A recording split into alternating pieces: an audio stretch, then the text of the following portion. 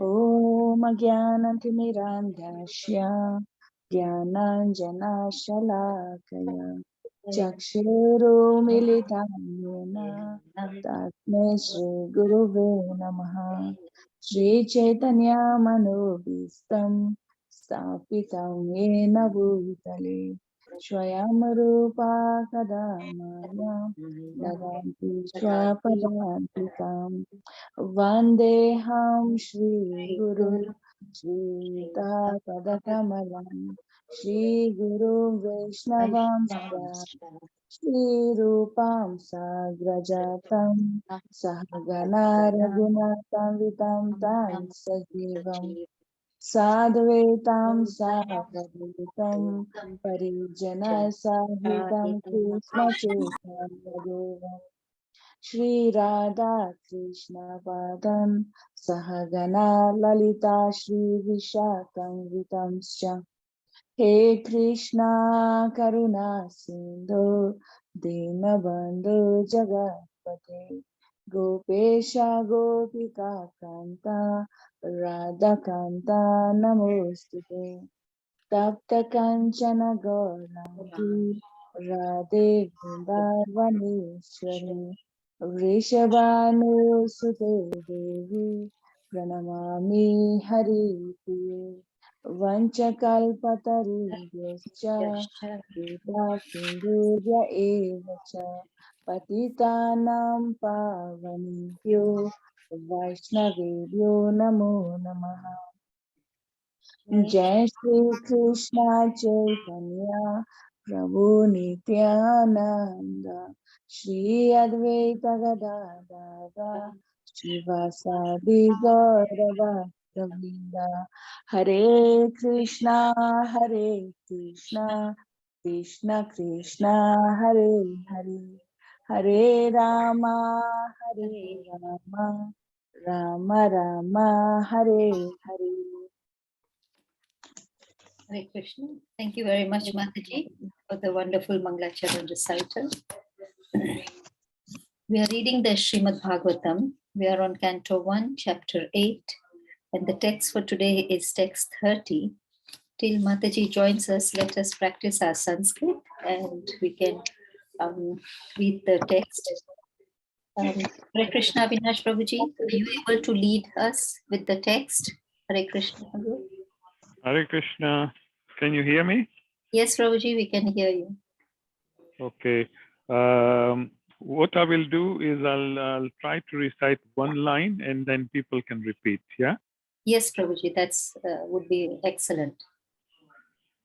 Janma karma cha vishwatman. Janma karma cha vishwatman. Ajasya kartur atmanaha. Ajasya kartur atmanaha. Tiryan rishishu yadashu. Tiryaneshishu yadashu. Tad atyanta vidambanam. Tadatyanta vidambanam. Janma karma cha vishwatman. Janma karma cha vishwatman. Ajasya kartur atmanaha. Ajasya kartur atmanaha. Tiryan rishishu yadashu. Tiryaneshishu yadasu. Tad atyanta vidambanam. Tadatyanta vidambanam. Hare Krishna. Hare Krishna. Would anybody else like to? Okay, so we are just three of us right now. We can probably do the word to word and translation and purport. I can do the word to word and translation. Janma, birth. Karma, activity. Cha, and. Vishwatma, O soul of the universe. O O soul of the soul of the universe. universe. Ajasya Ajasya Ajasya of the unborn. of of the the unborn. unborn. Akrutaha Akartuha of the inactive. of the the inactive. Atmanaha Atmanaha of the vital energy. of the of the vital vital energy. energy. Tiryak Tiryak animal. animal. Animal. Nr Nr Nir human being. human human being. being. Shishu Rishishu Shishu in the sages. in in the the sages. sage. Yadasu Yadasu Yadasu in the water. in the in the water. water. Tat That that. that. That Yanta veritable. Veritable. veritable. Vidambanam Vidambanam bewildering. Bewildering. bewildering. I'll read the translation. Translation by Srila Prabhupada. Srila Prabhupada ki Jai. Jai. Of course, it is bewildering, O soul of the universe, that you work, though you are inactive, and that you take birth, though you are vital force and the unborn. You yourself descend amongst animals, men, sages, and aquatics. Verily, this is bewildering. Hare Krishna. Would anybody like to read the purport as I try to get in touch with Mataji? Yes, I'll read the purport. Hare Krishna. Hare Krishna. The transcendental pastimes of the Lord are not only bewildering, but also apparently contradictory.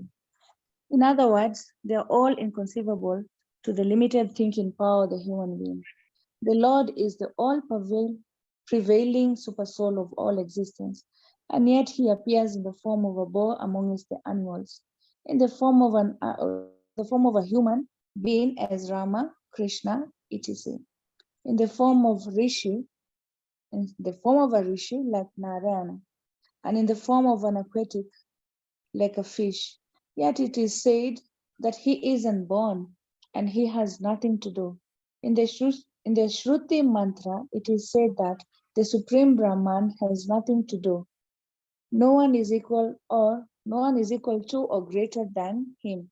He has manifold energies, and everything is performed by him perfectly by automatic knowledge, strength, and activity. All these statements prove without any question that the Lord's activities, forms, and deeds are all inconceivable to our limited thinking power. And because he is inconceivably powerful, everything is possible in him. Therefore, no one can calculate him exactly. Every action of the Lord is bewildering to the common one. He cannot be understood by the Vedic knowledge, but he can be easily understood by the pure devotees because they are intimately related with him. The devotees, therefore, know that although he appears amongst the animals, he is not an animal, nor as a man, nor a rishi, nor a fish. He is eternally the Supreme Lord in all circumstances. Hare Krishna. Hare Krishna. Thank you very much for reading the purport. And thank you, Avinash Prabhuji, for reading the text. Mataji has seen our text and she should be joining us shortly.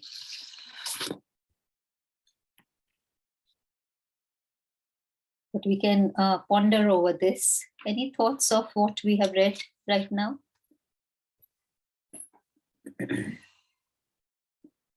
These are prayers of Queen Kunti. Mataji has joined us. Hare Krishna Mataji, Danvat Pranam. Please accept our humble obeisances. Radhika Mataji. Hare Krishna Mataji, Dandavat Pranam, all glories to Srila Prabhupada. Mataji, I just have to be on, not on video for some time, but hope that's okay, Mataji. That's okay. That's okay, Mataji. Okay. So we have read so we are reading the Srimad Bhagavatam. We are on Canto 1, Chapter 8, and the text for today is text 30. Mataji, thank you very much for joining us today and giving your precious time. Please accept our humble obeisances on behalf of everybody on this group who have joined and are about to join. Mataji, we've read the text, translation and purport, and we can now hand over to you. Hare Krishna. Hare Krishna, Mataji. All right. Om Ajnanatimirandasya Jnananjana Shalakaya Chakshurummilitam Yena Tasmai Shri Gurave Namaha. Namo Om Vishnupadaya Krishna Prishtaya Bhutale Srimate Bhaktivedanta Swami Iti Namane. Namaste Saraswati Devi Gauravani Pracharini Pishishu Shumyavadi Paschatadishatarani. Jai Shri Krishna Chaitanya Prabhu Nityananda Shri Advaita Gadadara Shivasadi Gaura Bhakta Vrinda. Hare Krishna Krishna Krishna Hare Hare. Hare Ram Rama Rama Hare Hare. Namo Mahavakanyaya Krishna Prema Pradayini Krishna Krishna Chaitanya Namni Gaura Krishna Namaste. Om Namo Bhagavate Vasudevaya. Om Namo Bhagavate Vasudevaya. Om Namo Bhagavate Vasudevaya. Narayanam Namaskrityam Naram Cheva Narottamam Devim Saraswatim Vyasam Tato Jayamiti. Shrinuta Swagata Krishna Punya Shramati Tanda. Hridayantastoki Apatrani Vituna Suvritsata Ashtaprayeshu Abhatreshu Nityam Bhagavata Sevya. Bhagavati Uttama Sloke Bhakti Bhavati Nashtiki. Hare Krishna. Jai Srila Prabhupada.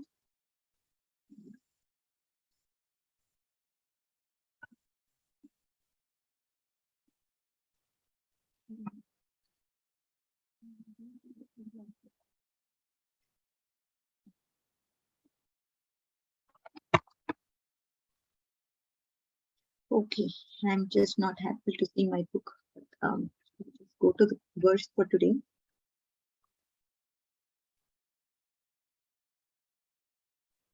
Hare Krishna, Mataji. The text is text 30. Yes. So here he's actually talking about Srila Prabhupada's translation says, of course it is bewildering, O soul of universe, that you work, though you are inactive, and you take birth, though you are the vital force and the unborn. You yourself descend among the animals, men, sages, and aquatics. Verily, this is bewildering. The purport says, transcendental pastimes of the Lord are not bewildering, but apparently contradictory. In other words, they are inconceivable by the limited thinking power of the human being. The Lord is all pervading supersoul of all existence, yet he appears in the form of boar amongst the animals, in the form of human beings as Rama, in the form of Rishi like Narayana, in the form of aquatic like fish. Yet he is said to be unborn. He has nothing to do. In Shruti Mantra, it is said that Supreme Brahman has nothing to do. No one is equal or greater than him. He has manifold energies and everything is performed by him perfectly by automatic knowledge, strength and activity. All the statements prove any question that Lord's activities, forms, deeds are inconceivable to our limited power. And because he is inconceivably powerful, everything is possible for him. Therefore, no one can calculate him exactly. He cannot be understood by Vedic knowledge, but he can easily be understood by pure devotees because he is intimately related with him. The devotees therefore know, although he appears amongst animals, he is not animal, nor rishi, nor a fish. He is eternally the Supreme Lord in all circumstances. So if you look at the purport as such, we are able to see that he is having contradictory qualities. And one may be bewildered by this. But again, we need to understand that we will not be able to understand this particular aspect of Bhagavan because it is Achintya Veda Ved. It is definitely not possible for us to understand. But we have to obviously understand one thing. So there are a lot of contradictory qualities that we are seeing. If you look at verse 6 from 4th chapter of Bhagavad Gita, what does the verse say? Ajopisan avyayatma bhutanam ishwaropisan prakritim swam adhishtaya sambhavan atma mayaya. The translation says, though I am unborn, I'm the Lord of all entities, I have an imperishable body, I appear with my own body and by my energy. So this means I appear and Krishna has his free will to appear. Krishna is not forced to appear like us. Krishna says he has an imperishable transcendental body, but ordinary beings like us, we have a material which is made of material elements. I'm talking about comparing the living entity to that of God.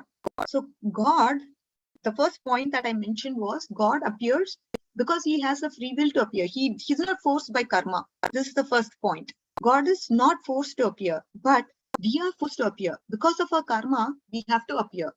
Based on what activities we did in the past, we get a body which is apt in the present.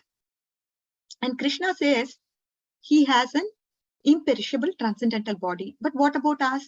We have a material body which is made of material elements. And then if you look at it, the ordinary living entity, as I mentioned, he is pushed to take birth, isn't it? Due to his karma. But Krishna is not so like that. And then the soul obviously moves from one body to another. The soul is always eternal, but then it moves from one body to another. But Krishna's body, what it is Avyayatma. And then Krishna is saying he's actually presenting the nature of his birth, isn't it? Lord Varaha, if you look at him, he's not born of mother or father. So why is Supreme Lord unborn? And when it comes to his pastimes, his births are glorified. He's unborn. He's eternal. He's always there. But he is being born to Devaki and Vasudev. This is what our past is. So this is contradictory and it is inconceivable. You're able to understand, right? That's why I spoke about some of the contrast that we had with the living entities with that of Lord Krishna.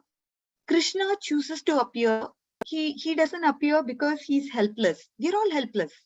And because of our helplessness, we are helpless in the sense we cannot choose our parents. Krishna can choose his parents. Krishna has a spiritual body.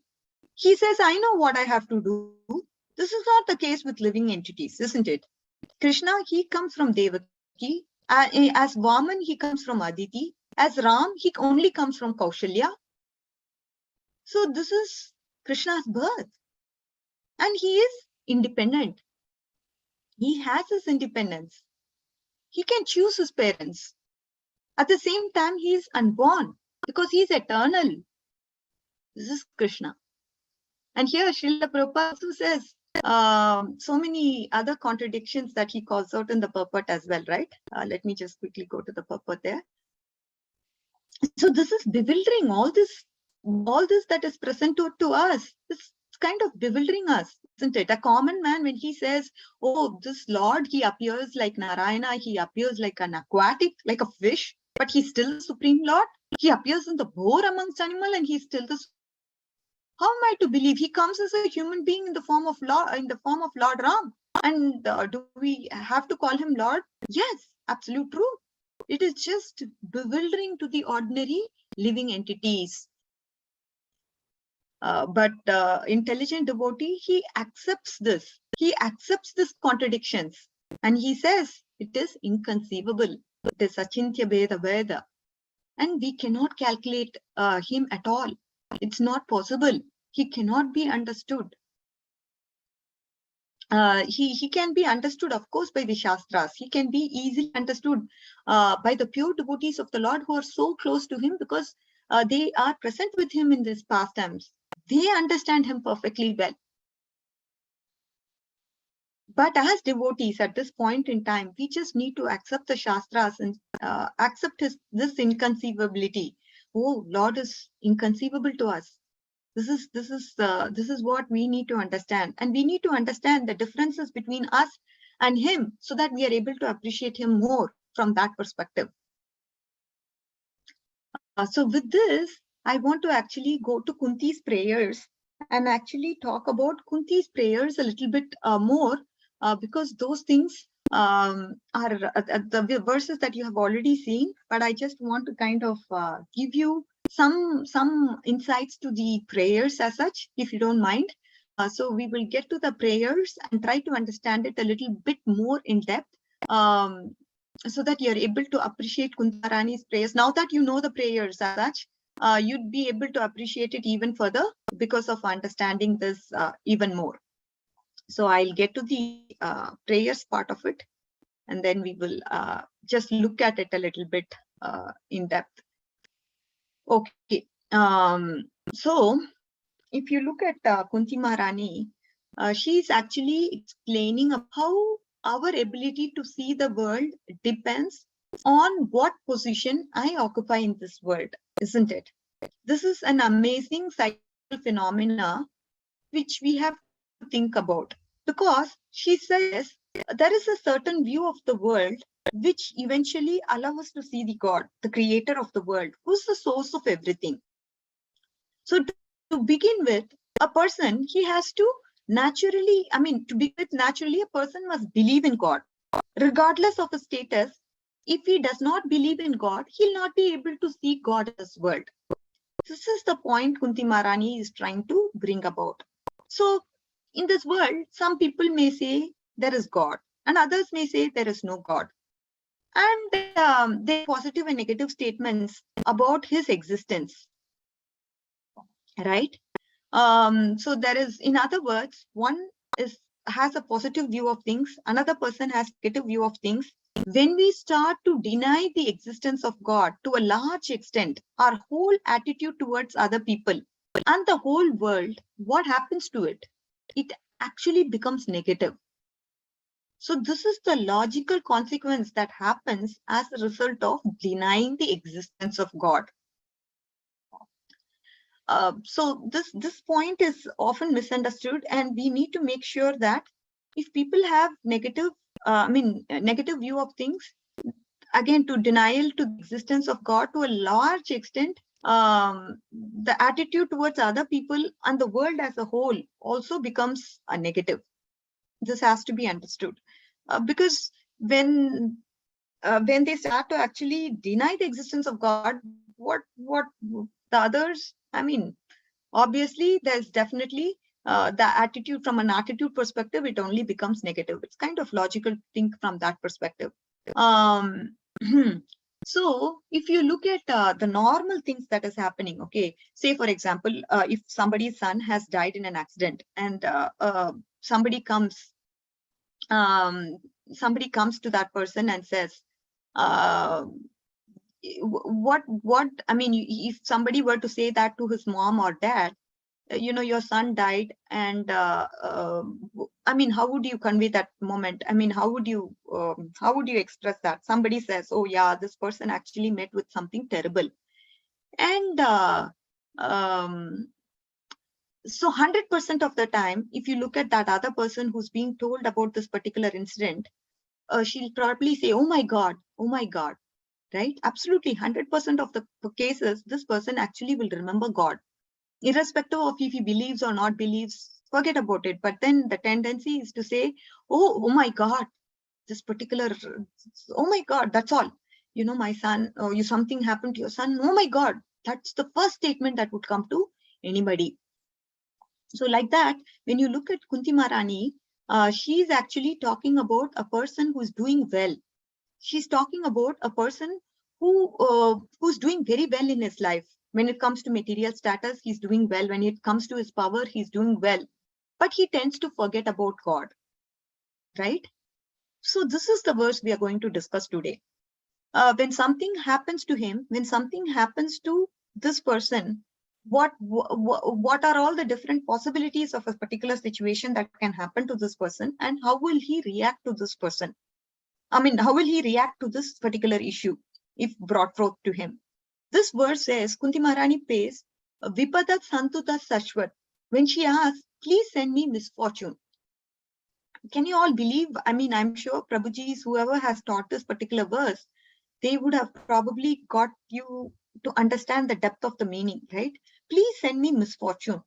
This is an amazing prayer. This prayer is something, do we pray to God asking for misfortunes because we already have so much misfortunes to take care of, and on top of it, if you were to ask, give me misfortune, is this a right way to understand what is being spoken by Kunti Maharani here?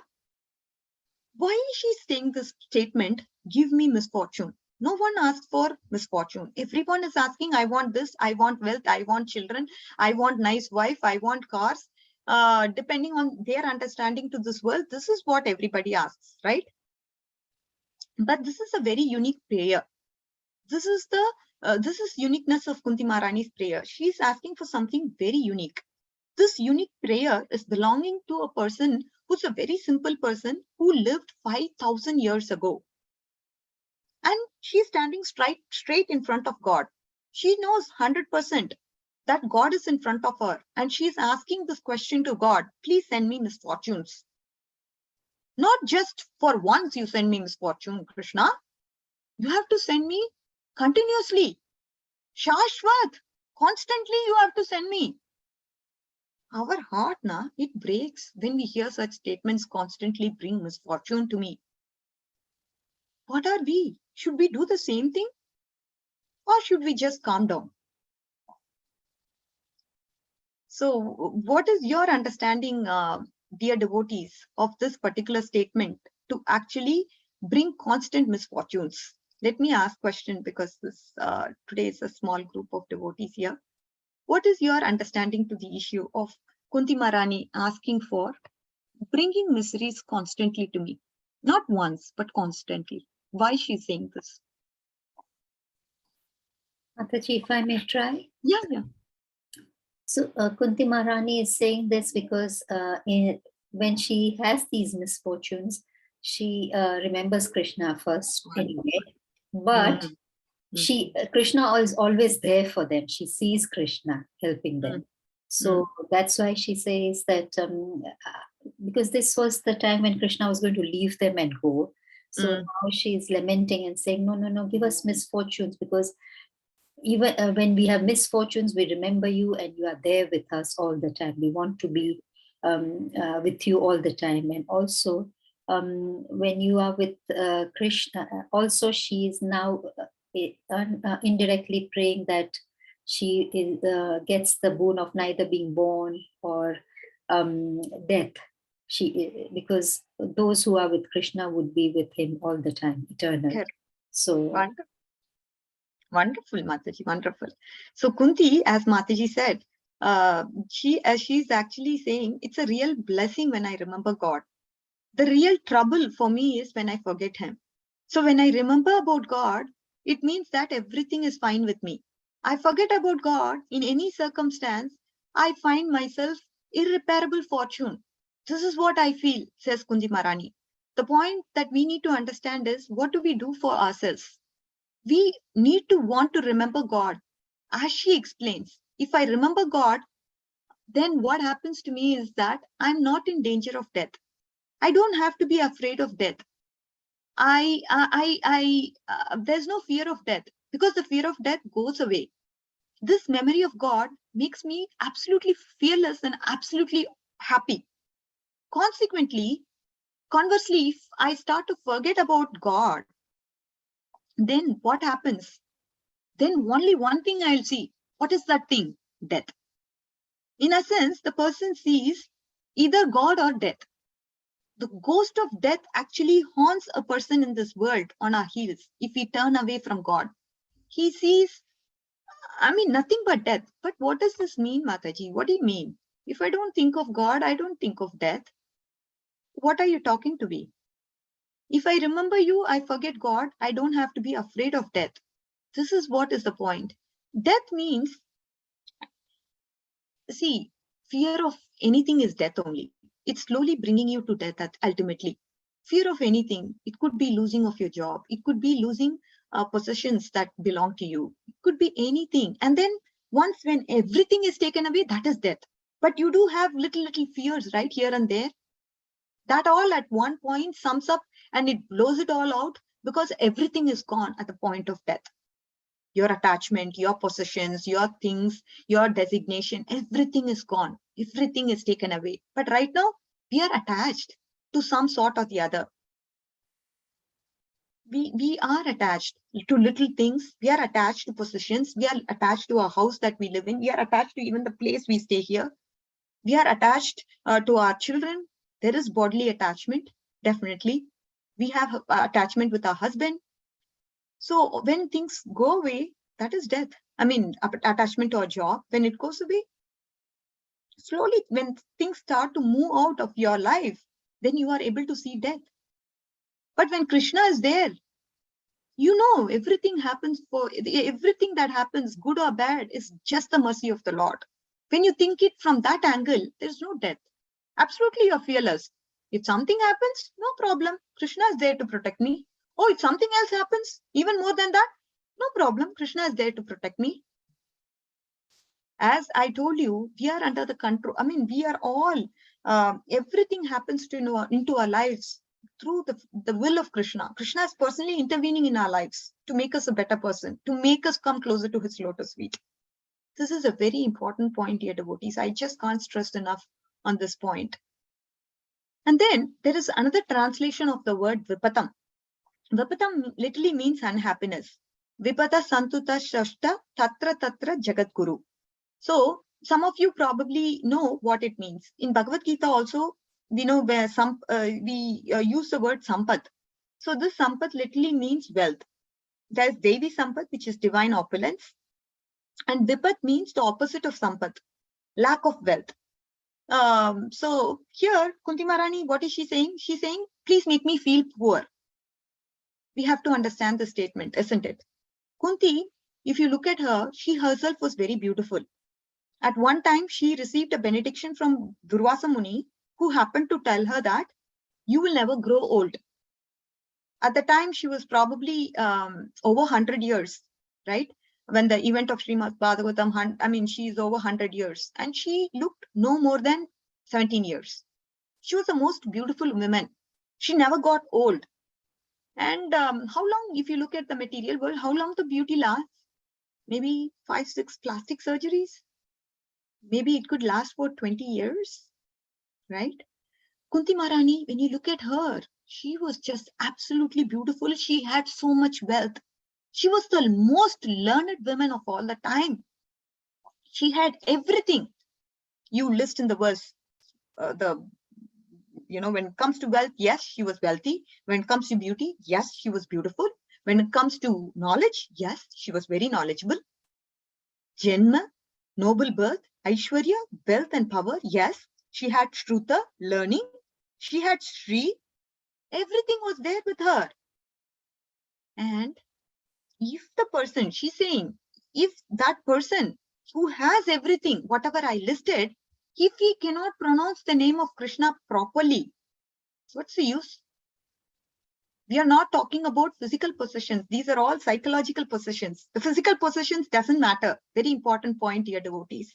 We can have all these. We can have a beautiful, good-looking face. We can have a very big bungalow. We can have everything. Krishna is not condemning that. But when we think we psychologically possess this, I am the possessor of this, it's mine. That is when the problem comes. You know what? I have a very small house. I just have 2 rooms and a bathroom. I am very simple living, high thinking. Everything is good. But what about your attitude? Even with that simple house, if you think you are the owner of that house and you control that house and you are the master, that mentality is no good. Here, it says you can have all of these attributes that are listed. No problem. The attitude is, the having is not a problem. Possessing it is not a problem. But how is your attitude? How is your psychology? When you think it belongs, everything belongs to Krishna. It is through his mercy. He is the possessor of everything. He is the proprietor. He is the controller. He is the enjoyer. I am his servant. And he is the master. If I have this mentality, that makes it different. It portrays a different picture altogether, which is what we need to develop. That is what that's the point there that she was trying to bring about. And then if you look at Jagat Guru, right? She calls Krishna as Jagat Guru. Oh, Krishna, you are the teacher of this whole world. Sometimes people get offended with God. Why do you send these difficulties to me, Krishna? What for? Why? Right? They're not able to understand why is Krishna sending me miseries, and should I still believe him? Right? This is kind of very psychological.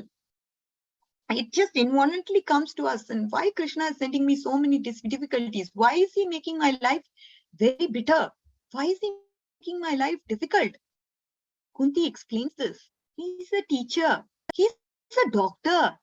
And the doctor, when he prescribes a bitter medicine for us, what should we understand? Should we be offended that he's giving us a bitter medicine? One must drink that bitter medicine with gratitude, isn't it? Krishna is a teacher or a doctor who actually helps a person from this deadly disease. And we need to understand that aspect of Krishna. He's a teacher. The teacher corrects the student, isn't it? He makes the student a better student. If not for the teacher, he will not become a better student. So this verse, dear devotees, is very, very practical. That's why I wanted to bring this up, because it's so practical. So how Krishna, Kunti Maharani is beautifully laying out these practical aspects to us, right? You can have these possessions, but the attitude, it belongs to Krishna matters. And then when it comes to give me trouble again and again, what's the point there? And then when it comes to she calling him Jagat Guru, what's the point there? So all these are, we have to actually approach Krishna with gratitude, because he's sending me difficulties, because he wants me to come closer to his lotus feet, right? And this makes our life very easy. When we approach it in this way, it becomes easier to tackle problems. It becomes easier to deal any situation that happens in our life. So this is an important point. So any difficulty that Krishna sends, it's all for our good. So when a person understands this, then he will probably be rightly situated. But when the person is lazy, what happens to him? He thinks, oh yeah, this is idle happiness, you know.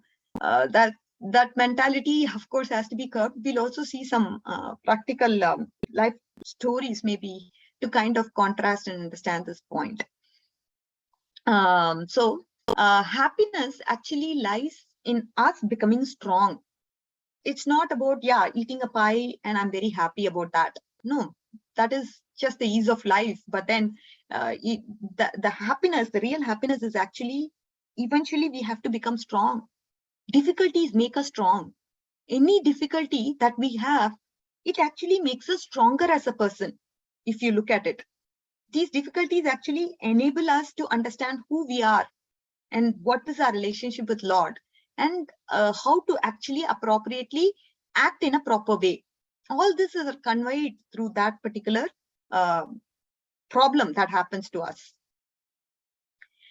And then we will also talk about, yeah, so she's telling Jagat Guru, and since you're the Guru, you're the master, you send difficulties to people, and there is no need to be offended by God.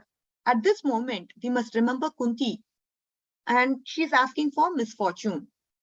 And she asked him to send her misfortune. She could understand something. That she's actually able to see Krishna. As Mataji said, she's actually able to see Krishna. She could feel him. His presence is felt in the difficulties. That is how she's able to feel Krishna. So she doesn't mind. Yeah, send me problems, because I'm able to feel you through that. I'm able to connect with you through that. I'm able to see you're coming there to rescue me. And I really want that. I'm hankering for that reciprocation. So you please send me miseries. So I'm able to see you, at the same time connect with you, at the same time be having a heart filled with gratitude, because he's helping her, right? He's helping her in that situation. So she's having a heart filled with gratitude. These are all the learnings that we can see just from that particular point. And further in the verse, she's saying a person, he actually begins to possess something, right? A material things, wealth, beauty, noble birth. This person descends from his mind. Mother literally means one who becomes drunk. What happens is all these drinks intoxicate a person. This person doesn't need drugs to be intoxicated. He's just intoxicated by possessing these things psychologically. So the wealth itself intoxicates him. This is a point. And wealth itself has the ability to intoxicate a person. It can drive a person crazy. Like a beauty drives a man crazy, right? A man becomes proud so a person becomes proud with his learning. And because somebody learned something in a very short period of time, what happens to him? He becomes proud. Yes, I learned this.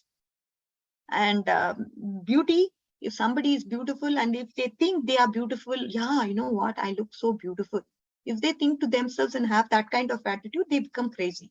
Same way, psychologically, if you think, oh yeah, I'm a millionaire, I have such big bungalows and things like that, I'm the possessor, not Lord Krishna, but I'm the possessor, then that also drives a person crazy. But she says, so she actually condemns that psychological aspect, that we should not have that psychological aspect of possessing these wealth. And she's explaining that a person who's possessed these things are all intoxicated by it. And then when you look at the verse, sometimes we see a person without glasses. He's not able to see things clearly because there is fog.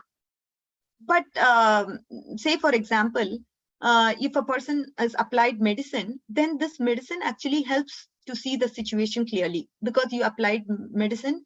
In essence, she's saying, see, I want to truly see you. Do whatever. Please help me with whatever to actually be able to truly see you, because I'm not able to see you otherwise. So I want any kind of situations and things that could happen in my life where I'll be able to truly see you, Krishna. This is what I want of you. And she's saying, the very interesting, I think I want to talk about some story here. So in Hitobadesh, there is a psychology of a proud person. It actually talks about a hermit who lived at home, and he was driven mad by a, I think it's a mouse. This mouse actually settled with him in the house. And what it did was it collected a lot of food.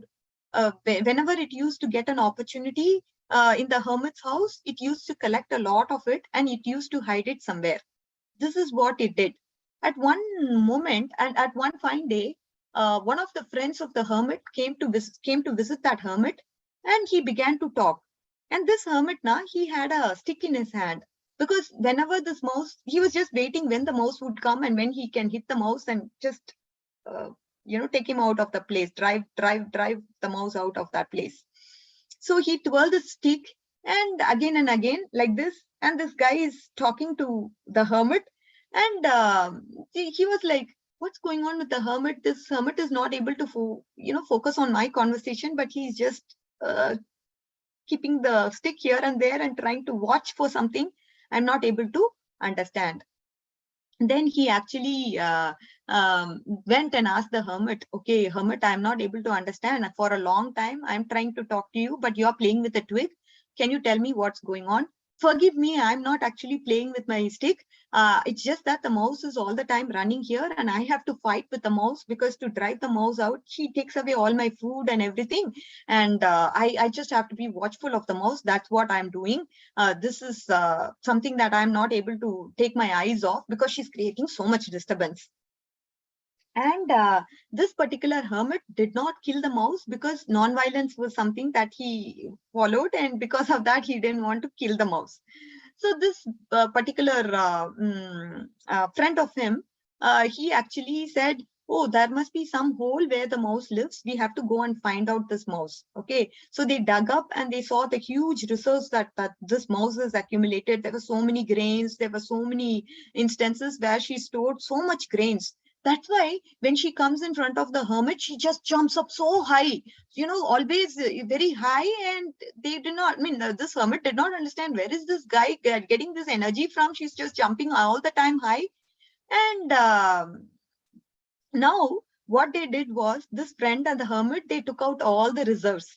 All the reserves were taken out of that mouse hole, and the hermit began to sleep very peacefully, because she became very, very low on energy. There was no sustenance. When it came to sustenance, she was just low and she could not jump.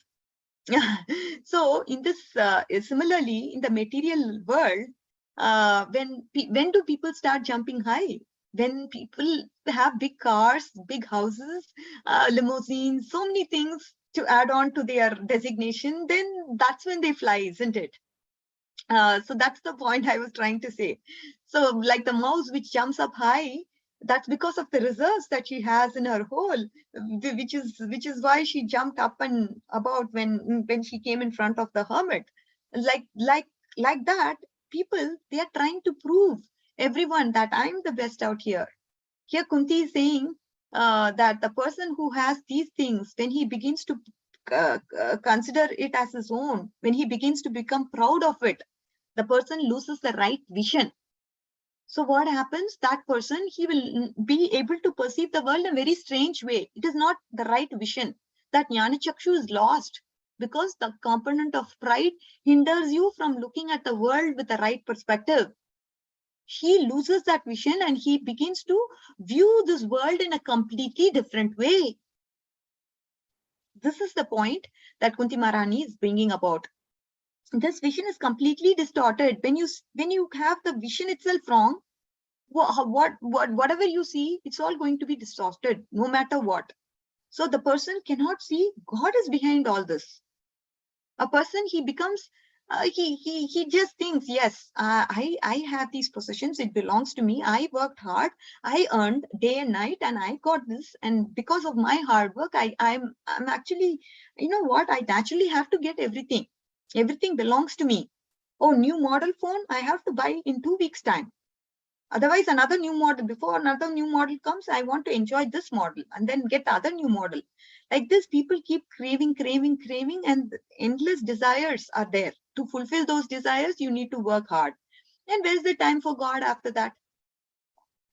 So when he has this kind of a distorted vision, with a vision which has the component of pride in it, then he'll not be able to look at Krishna. He'll not be able to see Krishna in each and every object that we see in this material world. The pleasure, we deserve that pleasure. I'm meant to enjoy, because you know what, I worked hard. If I worked hard, I have to be the enjoyer, right? So I am the enjoyer also. Not only I'm the proprietor, I'm the enjoyer. When the act of doership comes, the act of enjoyment automatically follows. When you think I am the doer, it's an important point. When you think I am the doer, what happens? The mentality of I am the enjoyer also creeps in. So we need to be really careful about our doership mentality. We need to actually turn our heads towards Bhagavad Gita, which says, who's the doer? Who's the real doer? We are only the desiring doer, isn't it? Prakriti actually does it. And then Krishna sanctions it. So we are just a desiring doer. Why we are just desiring doer? Because the soul only desires. The hands, legs, and everything, they are body. We are not the body, right? The bodily parts. When we start to desire, what happens is we start performing that action, and material nature helps to fulfill that action. And for that action to be fulfilled, who has to be the final approver? The final sanction has to come from Krishna. So this is the right understanding, right? We should never be puffed up and think, yes, I am the doer. That actually puts us in a very bad situation for later. And then so that's that point.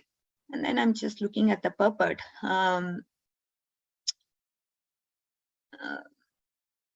I'm just thinking, okay, we have 5 more minutes. Okay. So if you look at the unrighteous person, this person actually uses the wealth for what? So Kunti is talking about it here. He becomes completely crazy, and unrighteous person falls when he has the power. He starts to exploit them. He actually causes anxiety and trouble to others, isn't it? He starts torturing people. This is what happens when an unrighteous person actually gets a power. He starts to, because that is a sadistic pleasure. So it's a kind of pleasure where you actually derive pleasure in a sadistic way. Why people indulge in all these activities? Why people are cruel to others? Because they get happiness out of it. Anything in this world, you look at it, people are striving for happiness. This is the ultimate point. If a person is torturing another person, he actually derives happiness in a sadistic way by seeing lamentation in others. So when an act is done, he wants this, because the soul is a desirer. It is Sachit Anand. It wants happiness, right? And happiness is got in a perverted way. So this is the natural tendency. So we should not look and we should not identify ourselves. The point ultimately that we have to drive home is we should not identify ourselves with the body and start performing bodily actions to get these perverted pleasures. Instead, we have to act at the level of a soul, meaning servant of the servant of the servant of the Lord. And then that happiness that we would derive then is the real pleasure. We are also deriving pleasure, but this pleasure is sustainable. It is eternal. It is Sachit Anand. It is blissful. And Krishna, who's the reservoir of pleasure, gives this pleasure to us so that we can stick on to it. It is permanent. So this is another point that she's trying to talk about it in this particular episode.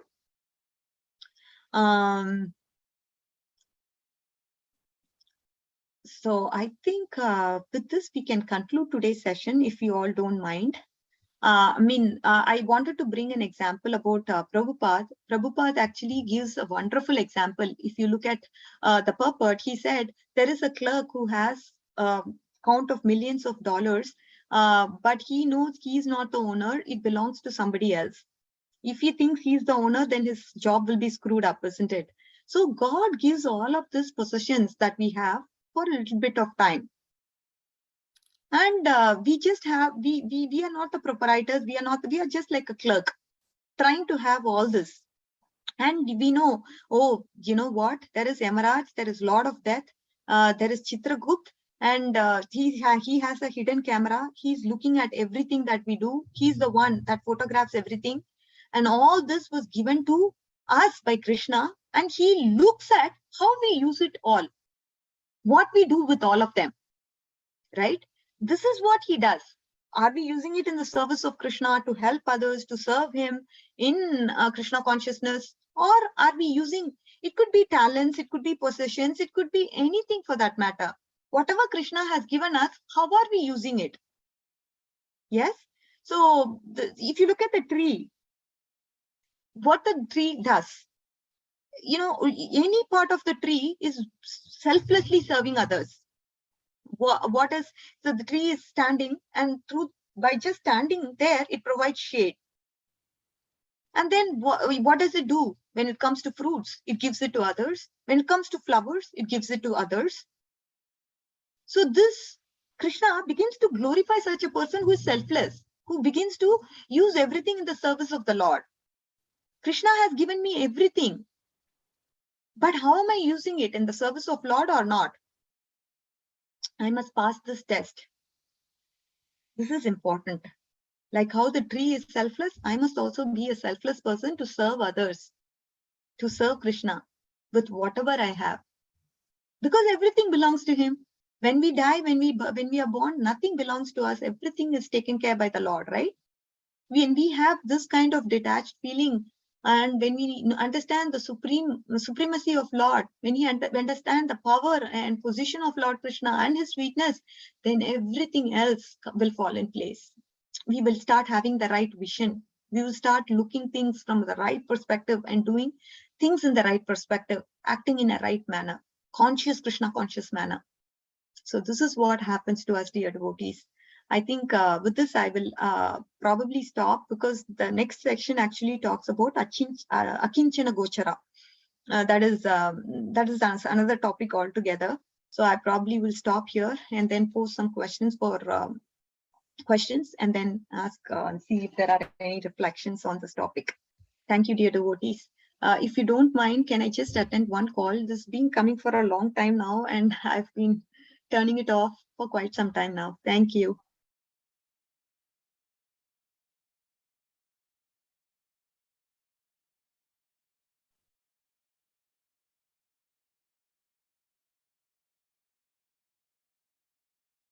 Hare Krishna, while Mataji is taking the call, we can probably discuss.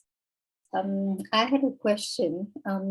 So when we, sorry, Mataji, you're here, okay. Mataji, I have a question. So when we see somebody who's got calamities repeatedly, Yeah, they are not Krishna conscious, but then they keep on saying, why me, why me, why me?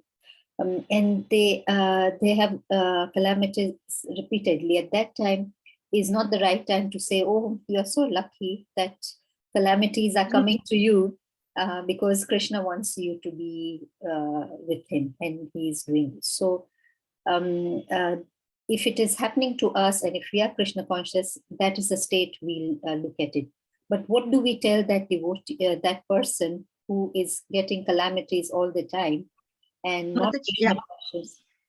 Yeah, so as you said, he's not Krishna conscious, meaning he's not a devotee or anything. So he's being he's put through the situation based on his piety and impiety, which purely based on karma, law of karma. So for a devotee, it's the will of Krishna that acts upon. But then for a non-devotee, it's the karma that is actually playing a role. So we don't we just have to console him by whatever soothing words that we can, and probably the situation would get a better over a period of time.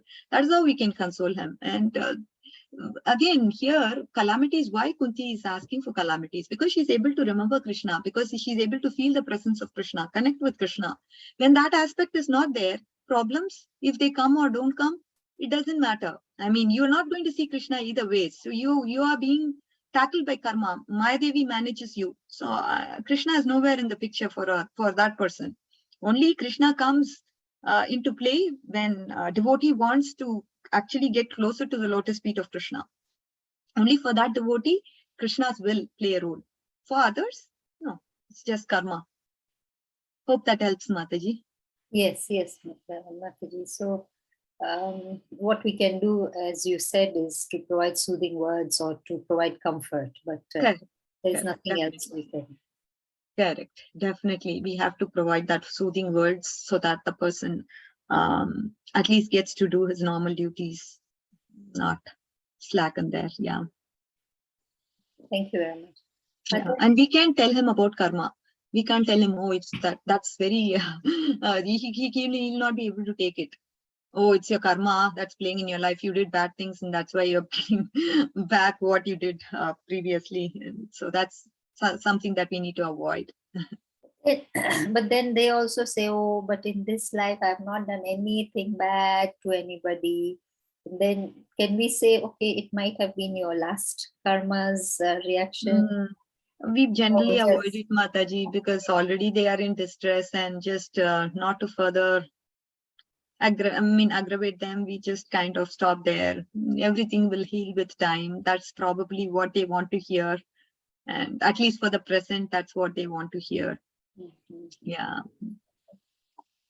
Thank you very much, Mataji, for that advice. Are there any other questions or comments?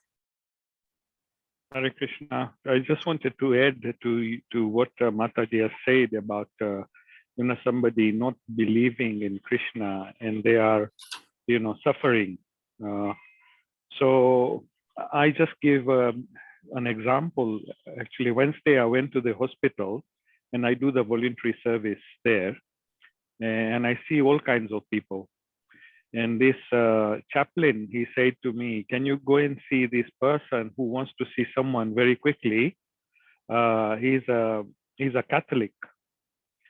Okay, and I went to see him and he gave me a story to say, I was in the army and since I retired, when I was 50 years old, I had diabetes and they had to chop my legs off. The legs were off. And then he said, now constantly since I'm 50, now I'm 58, I've been in and out from hospital and I haven't hurt a fly. Why these things are happening to me? So I basically said, you are a very nice person. You are doing what the best. You are still, very religious because you are Catholic. And what I can say to you, he also mentioned in between, sometimes I wonder whether I should commit a suicide. And I just said, you are very religious, you are Catholic. What I can suggest to you is you remember your Lord. You just remember your Lord constantly. It's a Jesus you believe in. So you just remember your Lord. And when you remember your Lord, Lord will take care of whatever you are doing at the moment. Because either in this life, you don't believe in next life, but what he'll do, he'll take whatever shelter you will get, he will take care of you. So you just chant his name. He said he can't sleep. I said, then if you can't sleep, you just chant your Lord's name and you will be able to sleep. So when I got out of it, I spoke to him about half an hour. So it was lengthy discussion here and there. But in the end, when I came out, he says, actually, now I'm feeling much better. When I came out from it. So he said, I'm much better because I'm speaking to you. And sometimes the word of consolation, it helps the person. So I just wanted to add to what has been spoken just now. Wonderful. Wonderful, Prabhuji. Thank you, Prabhuji. Actually, yeah, that was so practical and so real and so touching. Very nice, Prabhuji. You made him God conscious, actually, in that moment. And when people have problems, as Prabhuji said, they'll be receptive to take that advice. At least for a while, they'll be God conscious till that problem gets resolved. And that's an instance where their faith can increase over a period of time also. As this person can then start believing on Jesus more and then start remembering him and doing something for him eventually. We don't know how it turns, right? Gita also says people who are distressed go to the Lord, and there is definitely, he will definitely take them, and that is the time we can actually preach to them because they'll be receptive as well. Good, Prabhuji, very good observation. Thank you, Prabhuji. Thank you very much for sharing that, Prabhuji. I think we've run out of time. Avinash Prabhuji, can I request you to kindly close the session today, please? Okay. Thank you, Radhika Kasturi Mataji, to take us over this verse. Is verse 30, chapter Canto 1, chapter 8. That was very nice. What Krishna can do. We says, we think we are the doers. You just touched into that. We think we are the doers, but we are not the doers. He is the doer. He is ultimately the doer. So I can just ask everyone to unmute and glorify Mataji with 3 Hare Krishnas, 3 times Hari, or Hari Bol, whatever. We do Hari Bol here, but you can do, I know Eldoret, we do Hare Krishna Mahamantra. Yeah, so we can chant Hare Krishna Mahamantra.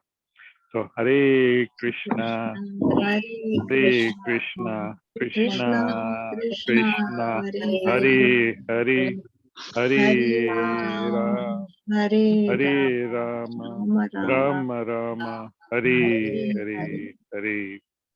Vancha kalpatarubhya cha kripa sindhubhya eva cha patitanam pavanebhyo Vaishnavebhyo namo Namo namaha. Srila Prabhupada ki jai. Grace Radhika Kasturi Mataji ki All glories to jai. the assembled devotees. All glories to Srila Prabhupada. Hare Krishna. Hare Krishna. Thank you very much. Thank you. Thank you, Prabhuji. Thank you, Mataji. Hare Krishna. Thank you, Mataji. Hare Krishna.